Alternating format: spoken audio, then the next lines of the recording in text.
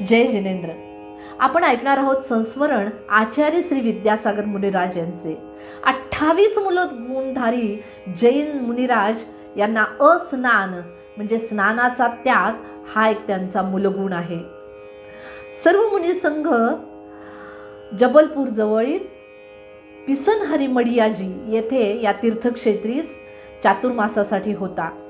31 October 1984 रोजी तत्कालीन प्रधानमंत्री श्रीमती इंदिराजी गांधी यांची हत्या झाली आणि संपूर्ण देशभर कर्फ्यू जारी झाला. मडियाजीमध्ये सुद्धा समाजावर नियंत्रण आणण्यासाठी पोलीस, जवान, अधिकारी हे सर्वजण आलेले होते. आचार्यश्रींचा संघ इथे आलेला आहे हे ऐकताच त्यातील काही अधिकारी, जवान त्यांच्या दर्शनासाठी मंदिरामध्ये आले. समोरच आचार्यश्री बसलेले होते, स्थानापन्न झालेले होते. हे पाहून सर्वजण एकटक त्यांना पाहू लागले. त्यातील अधिकारी आश्चर्याने तिथे बसलेल्या श्रावकांना म्हणाले, अहो, तुमचे आचार्यश्री, तुमचे गुरुवर तर केवढे आकर्षक आहेत, केवढे तेजपुंज आहेत आणि त्यांची कांती ती तर अगदी स्वर्णमय दिसते आहे. हे कसे काय बुवा? दुसरा अधिकारी म्हणाला, तुमचे आचार्यश्री कोणता साबण वापरतात स्नानासाठी? हे ऐकलं मात्र तिथे बसलेले श्रावक मनातल्या मनात हसू लागले. त्यातला एक श्रावक म्हणाला, आपणच त्यांना जाऊन हा प्रश्न विचारा ना.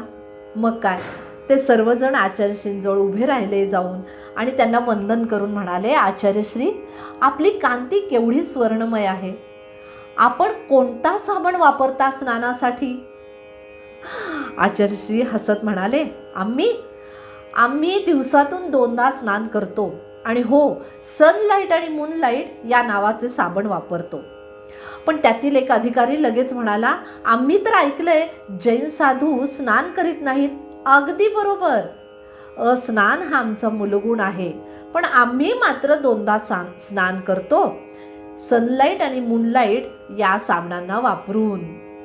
एक क्षण तिथे शांतता पसरली. अत्यंत हुशार असणारे ते अधिकारी मनात विचार करू लागले, अस्नान मूलगुण असणारे हे मुनिराज स्नान कसे करीत असतील? आणि हो, सनलाईट आणि मूनलाईट म्हणजे अहो सूर्य आणि चंद्र यांची किरणे. पण एवढी सुवर्णकांती कशामुळे प्राप्त झाली असेल? त्यांच्या तपस्येचे, तपाचे हे फळच आहे. सर्व अधिकाऱ्यांनी आचार्यश्रींजींना नमन केले, नमोस्तु केले, वंदन केले आणि ते तेथून निघाले. जय जिनेंद्र.